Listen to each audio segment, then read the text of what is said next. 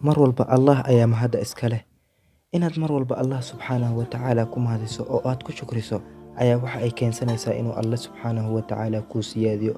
Allah subxaanahu wa tacaala waxa uu leeyahay la in shakartum la aziidannakum. Haddii aad shukrisaan waan idin siyaadinayaa, oo nicmo walba aad iigu shukrisaan waan idin siyaadinayaa. sidaa darteed mar walba waxaad dhahdaa alxamdulillaah. Allah subxaanahu wa tacaala wuxuu abuuray bini'aadan nooc walba, nooc uu ka tagay ma lahan Allah subxaanahu wa tacaala. bini'aadanku markuu Allah subxaanahu wa tacaala abuuray isku mid muusan ka dhigin, oo uu kala bedelay, kala nooc ayuuna ka dhigay. Laga yaabaa inaad aragto qof socdo laakiin aan waxba maqlaynin.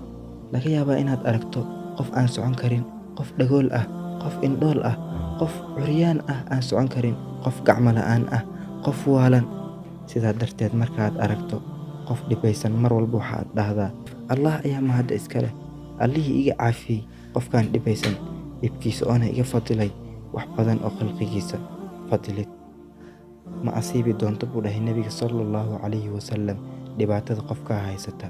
waxaa la wariyaa in nabillaahi aadam calayhi salaam markii uu alle subxaanahu wa tacaala abuuray bini'aadamka loo soo bandhigay duriyadiisa, kadibna nabillaahi aadam waxa uu ka dhex helay mid fiyow, mid xanuunsan, mid wanaagsan iyo mid xun, mid cad iyo mid madowba.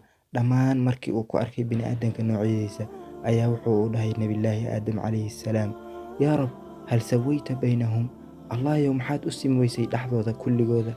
Allah subxaanahu wa tacaala wuxuu ku dhahay xadiisul qudsi innii uxibu an ashkur, waxaan jeclahay in la igu shukriyo.